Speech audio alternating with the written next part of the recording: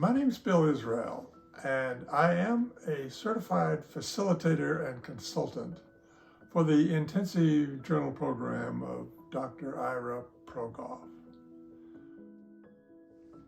So I want now to take a moment to describe who I am in this process, how I found this unique and basically life-saving process in my own life.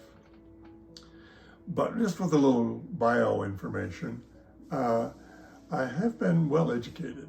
I was on an early life mission trying to please my mother, of course, in the early days. And so I finished my college degree in philosophy and religion and then went to graduate school, seminary, where I was trained as a hospital chaplain and eventually was ordained as a minister in the United Methodist Church in the United States, and embarked on my life mission of social justice. That I was a bit of a firebrand preacher and was alive with my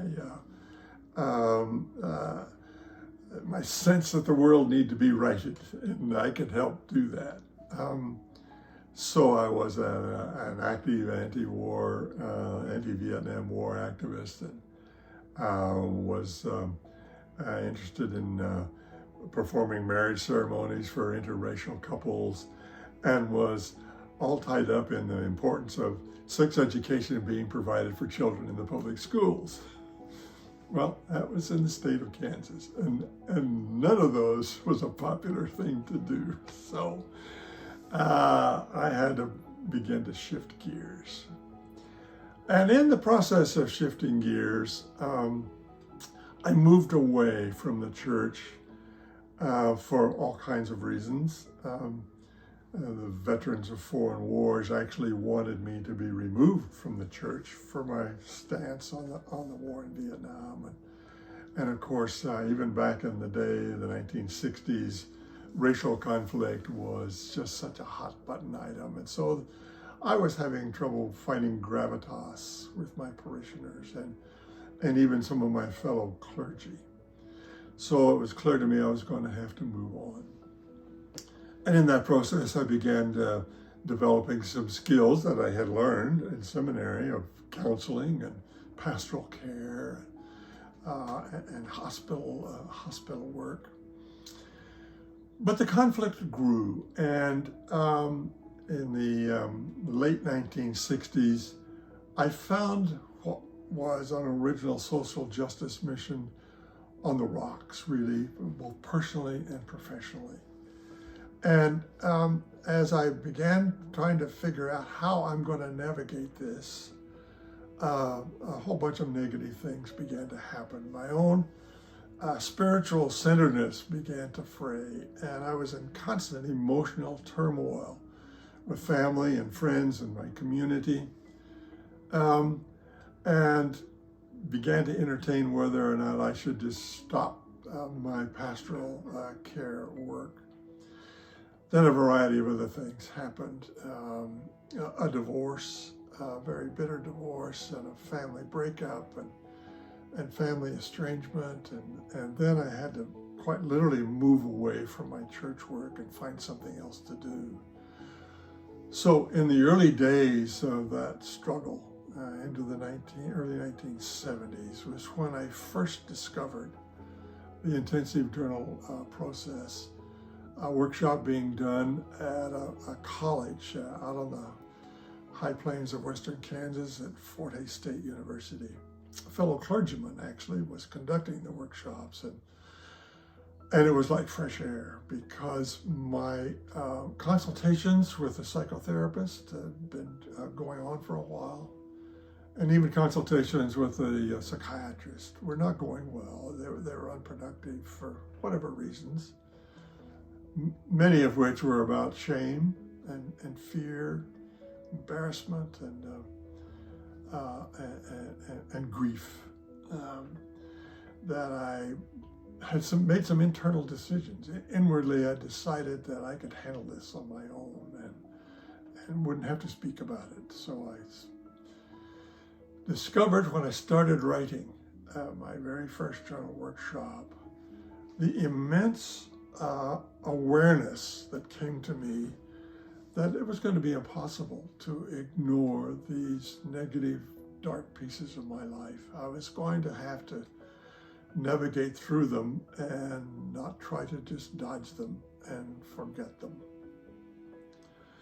So I have been since involved with the intensive journal program since actually 1972.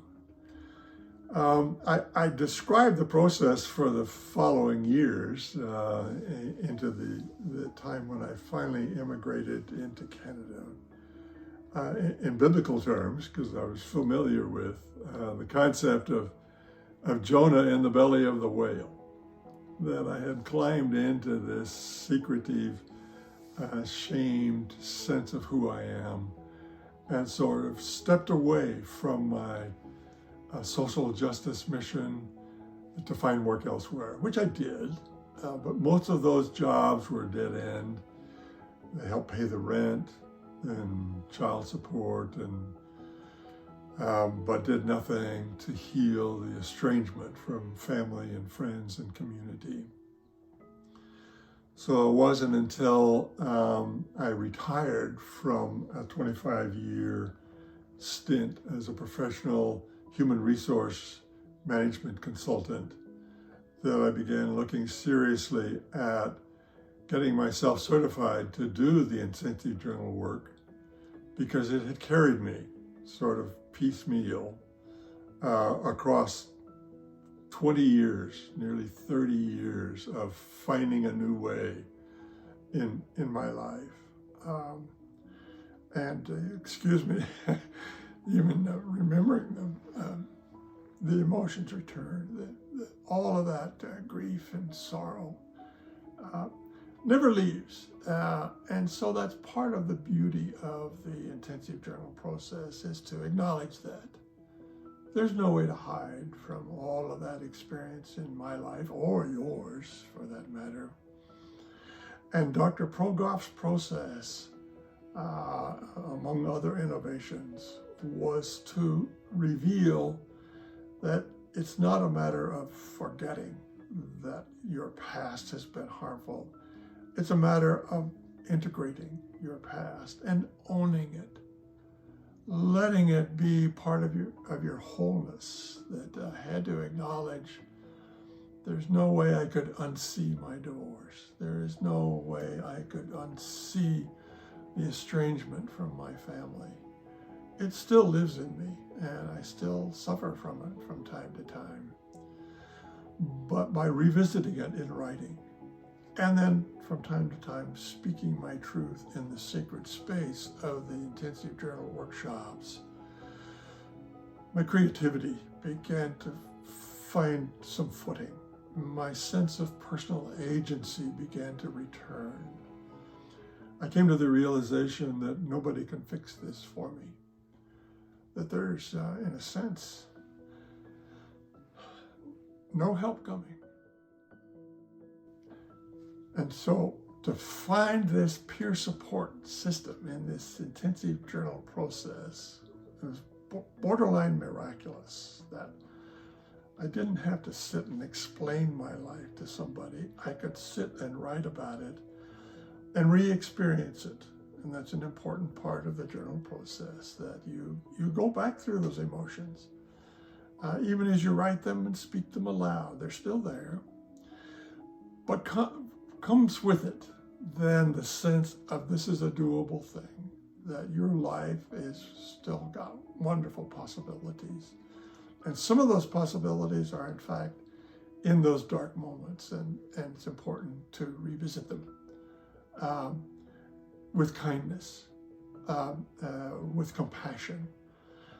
And so one of the learnings that I gleaned from that, having spoken about empathy for years, was the true meaning of empathy, that often begins with yourself, that you must pull your own life together in its wholeness, in its darknesses, in its beauties, in its challenges, and in the pieces that won't ever be fixed but need to be integrated. that, I began then the process of getting myself certified. And in 2014 was awarded my certification and began conducting my own public workshops, which have morphed into a wonderful adventure of new applications.